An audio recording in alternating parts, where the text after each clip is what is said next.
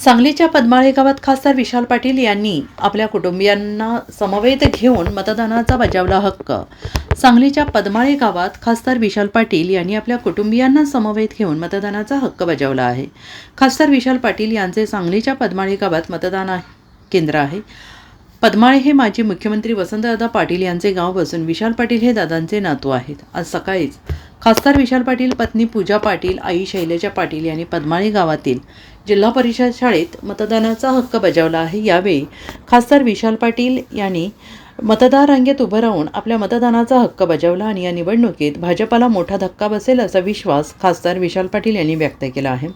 तसेच कोणाच्या किती जागा येतात हे 2 दिवसात मतमोजणीनंतर कळेलच असा टोला खासदार विशाल पाटील यांनी लगावला आहे।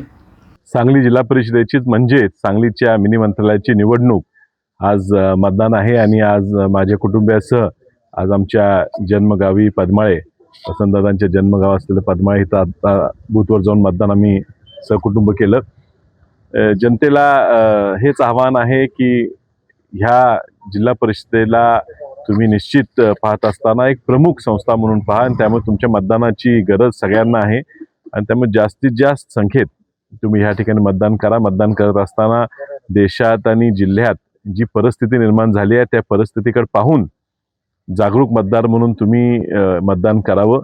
चांगल्या लोकांना ह्या ठिकाणी जिल्हा परिषदेत निवडून जाणं गरजेचं आहे। भ्रष्टाचार रोखण्यासाठी त्या ठिकाणी चांगली माणसं जिल्हा परिषद आणि पंचायत समितीत जाणं गरजेचं आहे। तर लोकांनी उत्स्फूर्तपणे दिसतो आता तरी उत्साह लोक मतदानाला बाहेर पडलेले आहेत, पण अजूनही मोठ्या संख्येनं बाहेर लोकांनी पडावं आणि ह्या जिल्हा परिषदेला जे लांबलेली जवळजवळ 4 वर्ष लांबलेली निवडणूक आहे ते आता शेवटी कायद्यानं शासनापेक्षा कोर्टाने आदेश दिल्यामुळे घ्यावी लागली। ह्या ठिकाणी चांगले लोक निवडून यावेत म्हणजे चांगला कारभार होऊ शकेल। 45च्या वर आमच्या सीटा येतील असं भाजपचं दावा आहे जिल्हा परिषदला। काय वाटतं कुठल्या नाही आता काय आज मतदानाचा आहे, परवाची निकालातच कळेल। मला वाटतं भाजपला चांगला धक्का या निवडणुकीत बसणार आहे। सगळी लोक फोडून घेऊन त्यांनी भाजपमध्ये प्रवेश करून सुद्धा महापालिकेत त्यांचा आकडा कमी आला। ह्याच्यातनं दिसून येते की एवढी सत्ता, पैसे, माणसं गोळा करून सुद्धा मतं मिळत नाहीत।